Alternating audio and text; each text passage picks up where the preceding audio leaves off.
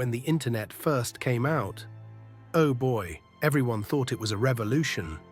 It was going to change the world, free humanity, open up this endless library of knowledge.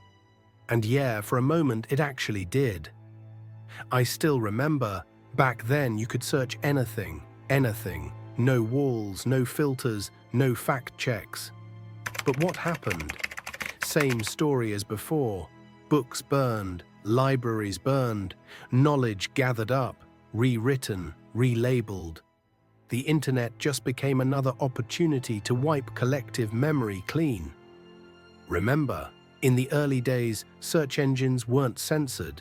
You wanted something, you got it. And that was too much, too dangerous, too impossible to control. And just a few years later, everything started to get distorted. If it didn't fit the narrative, it vanished. If it was harmful, it got buried, tagged, erased. And now with AI, you see how fast history disappears. I watch something one week, next week it's gone. Like it never existed. They call it cleaning up. I call it a truth extermination squad. A team of janitors, but instead of sweeping up garbage, they sweep up our memory. And then they mock us. They call us truthers, like it's an insult. In my last video, I mentioned Buffalo. And Cleveland too. Huge towers, massive wedding cakes of stone, rising up in the middle of cities. Gorgeous, unbelievable. And then, torn down, nothing left. And if you think, maybe just a few examples, let's look at the list of world's fairs. It goes on forever. London, 1851, Crystal Palace, this massive glass structure like nothing ever seen before. And then? Oh, it burned down. End of story. Paris, 1900, same thing. Huge, glorious, and then gone. New York, San Francisco, Chicago. Every time it's the same. A dream city rises and immediately after, flattened. Think about this. If a small town had to scrape together every penny just to build a single bridge, how in the world did they build hundreds of acres of palaces, towers, boulevards, in just a few years? How? And if it's just a fair, why stone? Why marble? Why imperial capitals instead of tents and wooden booths? Why cities grander than Rome and Athens? And then bulldoze it all like it was nothing. The official story, just a fair. Sorry, I don't buy it. A fair that costs millions, then demolished. A fair with architecture so grand the average person had never seen anything like it in their life. Number. This wasn't a fair, this was a cover story.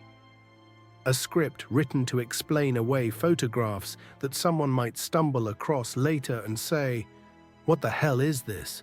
And the answer, every time, "Oh, just a fair." Charleston, 1901 to 1902.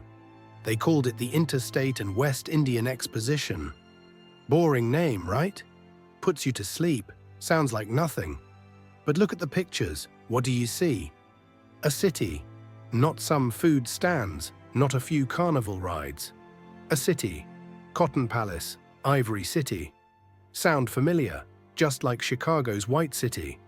They recycle the same trick, palace this, palace that. Palaces for pigs, palaces for cotton, palaces for bee, whatever, ridiculous. And the story they tell us? They had no money, not a dime. They begged for funds, no one gave them any. And then, bam, a Spanish Renaissance city rises on 250 acres. Cotton Palace, sunken garden, auditorium, manufacturer's building, names that scream grandeur. If you're broke, you don't build an ivory city. You put up some tents and call it a day. But no, they give us a capital of marble and towers. And then the ending, failure. Only 600,000 people came, they lost money. Over 1 million spent, only 30,000 earned back. And then demolished. Every last piece except one building, the women's building. That's the history they give us. But think, so much talk about attendance, about exhibits, but nothing about construction.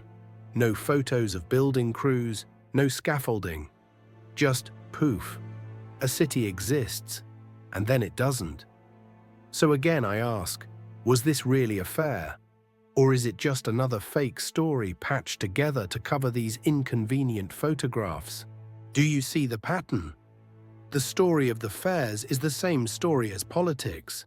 It's theatre, and not even good theatre. When a story is strong, you don't need censorship. When an argument is solid, you don't need violence. But look around. Today, say the wrong thing. Your video's gone. Your account suspended. The person silenced. That's the mark of weakness. That's the sign their story can't stand on its own. And they think we don't see it. They think if they repeat the lie long enough, it becomes truth. But truth just sits there, looming, and they have to cover it with ashes, with smoke. And don't fool yourself, it's not left or right. That's a false choice. Both sides eat at the same table. Both sides play from the same script. They know what you want to hear, and they'll say it word for word. But once they're in power, it's back to the old game. Censorship, manipulation, gaslighting. We are just the audience, trapped in a theatre, watching the same play over and over again. A bad play. Now let's get into something even stranger. Meltology. Not in your history books, but it's there if you look. Old walls, ruins, what they tell us are natural mountains. Glance quickly, you'd believe it. But up close, you see melt marks. You see drips, flows, stone that looks like it was once liquid. Outside, scarred, jagged like lava. Inside, preserved sharp, arches still intact, columns still standing. So what is it? A natural mountain? Or a giant building burned so hot it fused into rock? Nature doesn't carve perfect arches. Nature doesn't make flat walls cut like a blade. Those things are not natural. They were architecture. And now we call them mountains. So the real question is, who built them? When? And why were they all burned, melted, buried?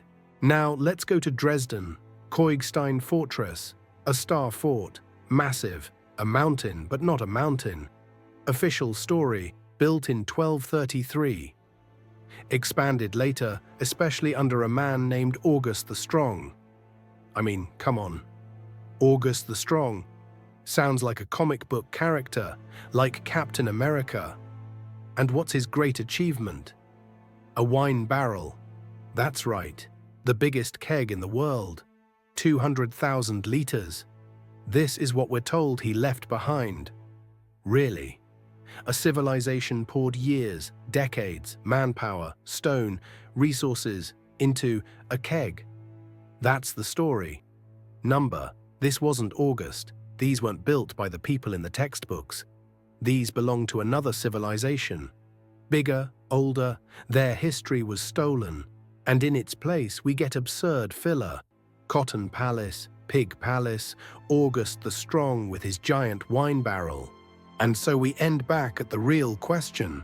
If even last week's events are censored, twisted, erased, how are we supposed to trust stories from 100, 1,000 years ago?